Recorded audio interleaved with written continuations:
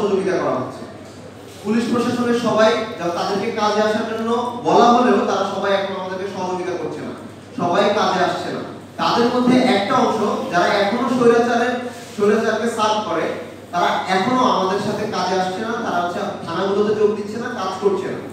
এই যে প্রত্যেকটা স্তরে স্তরে অসহযোগিতা করা হচ্ছে আমাদেরকে, আমাদের কাজকে বাধাগ্রস্ত করা হচ্ছে, এই বিষয়ে আমাদের সবাইকে সতর্ক থাকা লাগবে।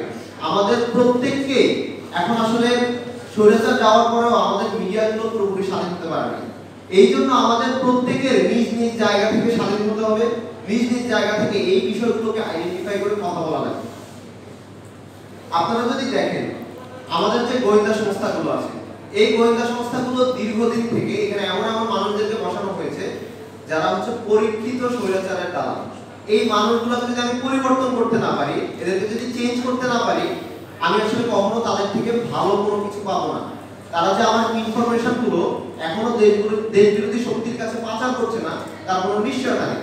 এই জায়গাগুলোতে আমাদেরকে সংস্কার করা লাগবে এবং আপনাদেরকে হচ্ছে জনমত তৈরি করা লাগবে যে কেন আমার এই পরিবর্তনগুলো করা উচিত। আপনারা যদি দেখেন ব্যাংকিং সেক্টর বাংলাদেশের সবচাইতে একটি সম্ভাবনাময় খাত ছিল, সেই সেক্টরকে সম্পূর্ণ ধ্বংস করে দেওয়া হয়েছে। আজকেও যখন দিলকুর সাথে আমরা যখন এখানে বসে আছি, তখন দিলকুর সাথে ইসলামী ব্যাংকের কর্মকর্তারা যখন আন্দোলন করছিল যে এসালামের লুটপাটের বিরুদ্ধে, তাদের উপরে এসালামের লোকজন গুলি চালিয়েছে। অর্থাৎ আপনার এই দেশ বিরোধী শক্তি তারা এখনো সচল, তারা এখনো কাজ করছে এবং সম্পূর্ণ শক্তিতে কাজ করছে। আমাদের সবাইকে নিজ নিজ জায়গা থেকে তাদেরকে প্রতিরোধ করা লাগবে এবং এই দায়িত্বটা আপনারা শুধুমাত্র শিক্ষার্থীদের উপর, স্টুডেন্টদের উপর দিয়ে দিতে পারেন না, এই দায়িত্বটা আমার আপনার সবার। আজকে আমরা যদি দেখি রাষ্ট্রের নির্বাচন কমিশন, দুদক, অন্যান্য যতগুলো অর্গান আছে, কেউ আসলে ঠিকভাবে কাজ করছে না। বাংলাদেশে মানবাধিকার কমিশন আছে, আমাদের উপরে এই ধরনের গণহত্যা হলো, ম্যাসাকার হলো, ম্যাস মার্ডার হলো, কোনো মানবাধিকার কমিশন থেকে কোনো ধরনের বিবৃতি আসে না। কেন আসে না? তাদের আসলে কাজটা কোথায়? তারা আসলে কখন কথা বলবে? এগুলো আমাদেরকে প্রশ্ন করা লাগবে। এই প্রত্যেকটা জায়গায় আমাদের পরিবর্তন করতে হবে। সেই পরিবর্তনগুলোর জন্য আমাদের প্রয়োজন জনমত। আপনারা আমাদেরকে যে সময়টা পর্যন্ত সাহায্য করেছেন, আমরা কাজ করেছি, এখন আপনারা জনমত তৈরি করে আমাদেরকে সাহায্য করেন, রাষ্ট্র সংস্কারের কাজ আমরা সামনে এগিয়ে নিয়ে যাব। আপনারা জানেন এই স্বৈরাচার সরকার দীর্ঘ সময় ছিল, তারা আসলে অপরাধের তালিকা করে শেষ করতে পারবে না। গুম, খুন, হত্যা, রাহাজানি কোনো কিছুতে আসলে বাদ নেই। আমি যদি সেই 2009 সাল থেকে শুরু করি, মিডিয়া বিদ্রোহ থেকে সেই 2024 সালের ম্যাসাকার পর্যন্ত, তাদেরকে শেখ হাসিনাকে কয়েকশো বার আপনি ফাঁসিতে ঝুলাতে পারবেন। তার অপরাধের লিস্ট এত বেশি লম্বা। তো আমরা চুপ ছিলাম, এখন আর আমরা চুপ থাকবো না। এই স্বৈরাচারদেরকে আমরা কোনোভাবেই এখানে পুনর্বাসিত হতে দিব না। আমরা সংখ্যালঘুদের একটি অন্যরকম একটি গেম প্ল্যান দেখতেছি যে সংখ্যালঘুদেরকে নিয়ে খেলা হচ্ছে। এই বিষয়ে আমি সবাইকে সতর্ক থাকার জন্য অনুরোধ করছি। প্রথম দিন আমরা দেখেছি যখন এই আন্দোলন আস্তে আস্তে সফলতার দিকে যাচ্ছিল, তখনই আওয়ামী লীগ থেকে বারবার প্রমাণ করার চেষ্টা করা হচ্ছিল এটি একটি মৌলবাদীদের আন্দোলন, এখানে সংখ্যালঘুদের উপর আক্রমণ করছে, যদিও তার সত্যতা তখনও ছিল না।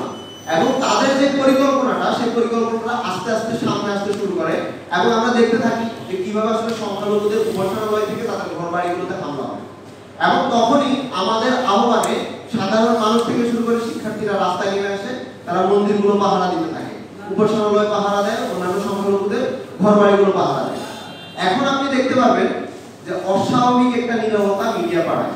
যখন সংখ্যালঘুদের উপর আক্রমণ হয়েছিল তখন কিন্তু তারা ঠিকই ফলো করে প্রচার করেছে, কিন্তু এখন সংখ্যালঘুদেরকে যখন আমরা পাহারা দিচ্ছি তখন কিন্তু সেই নিউজগুলো প্রচার হচ্ছে না, সেই বিষয়গুলো সামনে আসছে না। আপনারা লক্ষ্য করবেন যে ভারতীয় মিডিয়াগুলোতে কিভাবে আমাদের বিরুদ্ধে অপপ্রচারগুলো চালানো হচ্ছে, রেপ সহ বিভিন্ন অ্যালিগেশনগুলো দেওয়া হচ্ছে। যখন মাশরাফি বিন মুর্তজার বাড়িতে আগুন দেওয়া হয়, সেটাকে তারা লিটন দাসের বাড়িতে আগুন বলে চালানোর চেষ্টা করে। দেশে বিদেশে একটা যে ষড়যন্ত্র হচ্ছে, এই সংখ্যালঘুদেরকে নিয়ে যে একটি গেম প্ল্যান করা হচ্ছে, সেটি আমাদের কাছে পরিষ্কার। আমরা সংখ্যালঘুদের ব্যাপারে সবাইকে সতর্ক করে দিতে চাই যে আমাদের সংখ্যালঘুদের সাথে কোনো বিরোধ নাই এবং কোনো পার্থক্য নাই। আমরা সবাই এক, আমরা সবাই বাংলাদেশী। এই আন্দোলনে একজন মুসলমানের রক্ত যতটা মূল্যবান, একজন হিন্দুর রক্ত ততটা মূল্যবান, একজন খ্রিস্টানের রক্ত ততটা মূল্যবান, একজন বৌদ্ধের রক্ত ততটা মূল্যবান, একজন আদিবাসী রক্ত যতটা মূল্যবান, একজন প্লেন ল্যান্ডের মানুষের রক্ত ততটা মূল্যবান। তো এখানে আপনি কোনো বিভেদের গেম খেলে লাভ হবে না। আমরা সংখ্যালঘুদেরকে আশ্বস্ত করতে চাই, যারা নিরাপত্তাহীনতায় ভুগছে তাদেরকে বলতে চাই, এই ধরনের কোনো হামলার সাথে আমাদের এই প্ল্যাটফর্ম জড়িত না, এবং আমরা প্রথম থেকে এই ধরনের কোনো বিভেদে জড়াই নাই এবং ভবিষ্যতে জড়াবো না। যারা এই কাজগুলো করছে তাদেরকে আইডেন্টিফাই করা হচ্ছে এবং তাদের বিচার করা হবে, খুব দ্রুত তাদেরকে বিচারের আওতায় আনা হবে।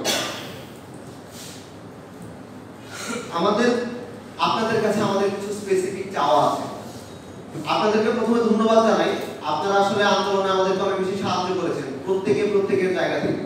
আমাদের অনেক দীর্ঘস্থায়ী পরিকল্পনা আছে, ভবিষ্যৎ পরিকল্পনা আছে, কিন্তু প্রাথমিকভাবে আমরা যে আসলে বাধাগুলো পাচ্ছি সেগুলো থেকে আমাদেরকে অতিক্রম করতে হবে, সেই বাধাগুলো আমাদেরকে পেরোতে হবে। সেই জন্য আপনাদের সবার আমাদেরকে সাহায্য করতে হবে।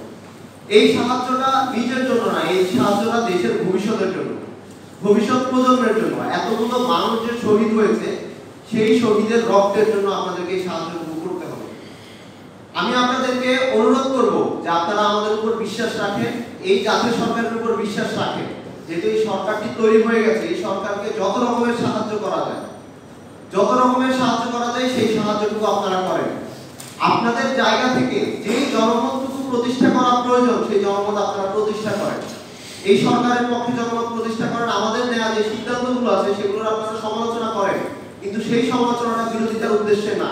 সেই সমালোচনাটা যাতে এই জন্য হয় যে আমরা ভালো করতে পারি আর ভবিষ্যতে, এই জন্য আপনাদেরকে অনুরোধ করব যে আপনারা সবাই লিখেন, ইতিহাসটা লিখেন, এই ইতিহাসগুলো বিকৃত হতে দিয়েন না। অলরেডি আমরা দেখতে পাচ্ছি কিভাবে বিভিন্ন গেম খেলে এই ইতিহাসগুলোকে বিকৃত করার চেষ্টা করা হচ্ছে। এখানে মৌলবাদী বা অন্যান্য গোষ্ঠীর উত্থান দেখিয়ে এই আন্দোলনগুলোকে নষ্ট করার চেষ্টা করা হচ্ছে, এই শহীদের রক্তের সাথে বেইমানি করার চেষ্টা করা হচ্ছে। আপনাদের সবাইকে অনুরোধ করব আপনারা নিজ নিজ জায়গা থেকে এই ইতিহাসগুলো লিখেন, এই ইতিহাসগুলো তৈরি করেন। কারণ আজকে যেটাকে আমি বর্তমান বলছি, আগামীকালকে সেটা হচ্ছে ইতিহাস হবে। আমাদের এই প্রচেষ্টা যদি ব্যর্থ হয়, তরুণ প্রজন্ম যাতে নতুন একটি উদ্যম পায়, ইন্সপিরেশন পায়, মোটিভেশন পায়, নতুন করে আবার এগিয়ে যাওয়া, 10 বছর পরে, 15 বছর পরে, কিংবা আবার 40 বছর পরে, 50 বছর পরে নতুন করে একটি বিপ্লব করার জন্য, সেই জন্য আপনারা সবাই লিখেন, নিজ নিজ জায়গা থেকে এই ইতিহাসগুলো তৈরি করেন। এই ইতিহাসগুলো যাতে কেউ বিকৃত করতে না পারে। এই ইতিহাসগুলো আমাদের রক্ত দিয়ে তৈরি করা, এগুলোকে কারো বাপ দাদার সম্পত্তি আমরা হতে দিব না।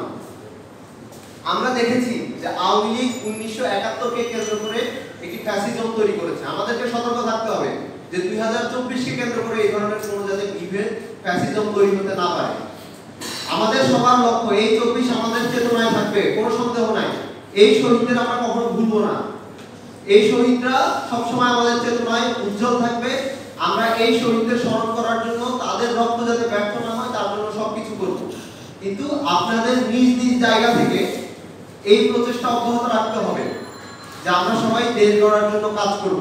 এই দেশ আমার, আপনার, সবার, প্রত্যেকেরই আমাদের এখানে অংশীদারিত্ব আছে এবং আমরা নিজ নিজ জায়গায় সেখানে কাজ করব। এতদিন পর্যন্ত আমরা যখন কোনো দুর্নীতি হতো, আমাদের কাছে মনে হতো দুর্নীতি হওয়াটা স্বাভাবিক। এটা যাতে ভবিষ্যতে আর কখনো মনে না হয়। এই যে উপদেষ্টাদেরকে আমরা বসালাম, বা যারা যে উপদেষ্টারা এখন আছে, তাদের যদি 5 টাকা কিংবা 1 টাকারও যদি দুর্নীতি দেখেন, তাদেরকে প্রশ্ন করবেন এবং এটাকে স্বাভাবিকভাবে নেবেন না। এইটা আর কালচার নাই, এটা নতুন বাংলাদেশ। এই বাংলাদেশে আপনি যদি আপনি 1 টাকা চুরি করেন, সেই 1 টাকার জন্য প্রশ্ন করেন, এই 1 টাকা তার না, এটা জনগণের টাকা। তো এই নতুন বাংলাদেশের প্রত্যেকটা অনিয়মকে প্রশ্ন করতে হবে। তবে সেই প্রশ্ন করাটা যেন এই সরকারকে বিপদে ফেলার জন্য না হয়, বরং এই সরকারকে আরো বেশি ভালো হওয়ার জন্য, এই দেশের ভবিষ্যৎকে আরো বেশি সুনিশ্চিত করার জন্য হয়। আমাদের দীর্ঘস্থায়ী লক্ষ্যের কথা আগে বলেছি যে এই দেশে দীর্ঘ সময় থেকে আমরা দেখেছি যে আসলে যে সমস্যাগুলো তৈরি হয়েছে তার সবচেয়ে বড় কারণ হচ্ছে এখানে গণতন্ত্র না থাকা। গণতন্ত্র না থাকার কারণে বাক স্বাধীনতা, জবাবদিহিতা, অন্যান্য যে রাষ্ট্রীয় অর্গানগুলো আছে তারা কেউ আসলে স্বাধীনভাবে কাজ করতে পারে না। এটি আমাদের বড় লক্ষ্য। যখনই আপনার দেশে গণতন্ত্র আসবে, জবাবদিহিতা আসবে, বিচার বিভাগের স্বাধীনতা আসবে, তখনই আপনার পরিকল্পনাগুলো অনেক বেশি সুন্দর হবে। আমরা এখানে দেখেছি ঢাকা শহর, মেডিকেল কলেজ থেকে শুরু করে আমাদের আলোচকরা অনেক পরিকল্পনা সাজাচ্ছেন, অনেক পরিকল্পনাগুলো তৈরি করছেন।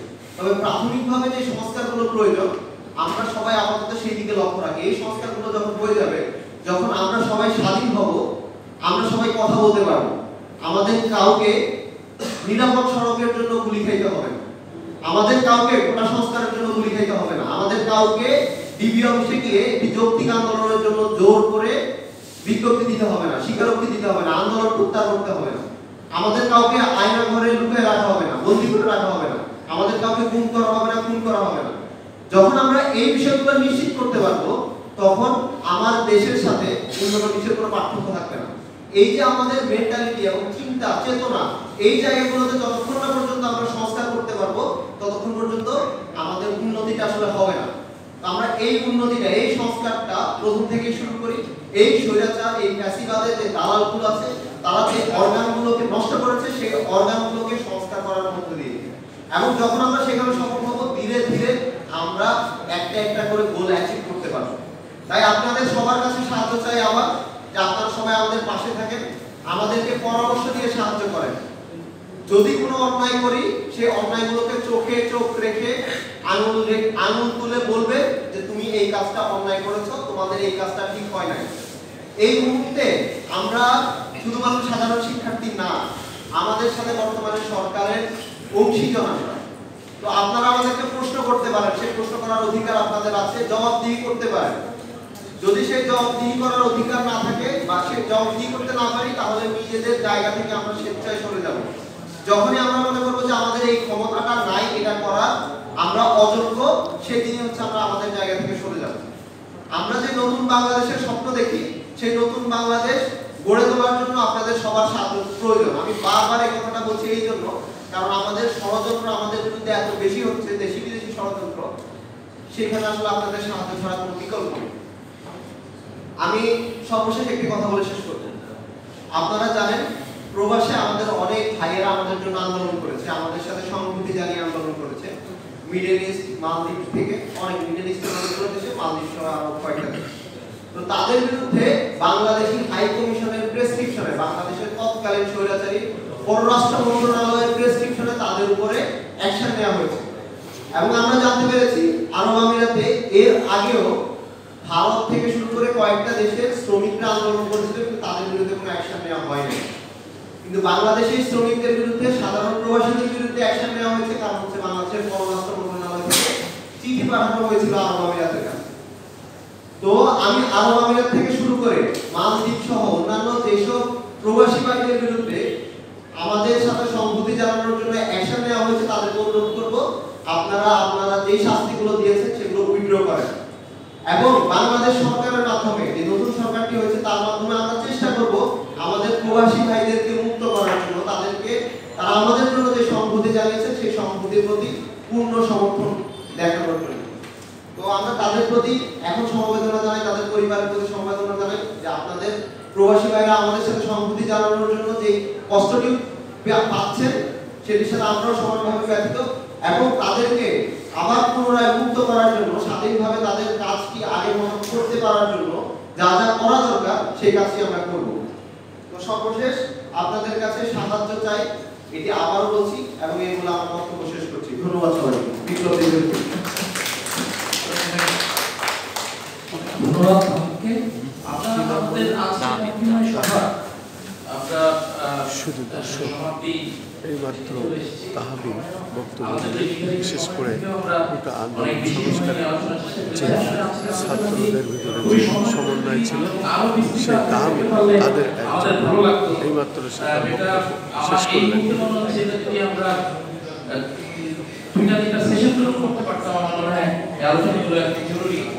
কারণ নতুন সরকারের জনমানুষের প্রত্যাশা বুঝতে হবে, এবং এখানে কার্যকরী সংস্কারের জায়গা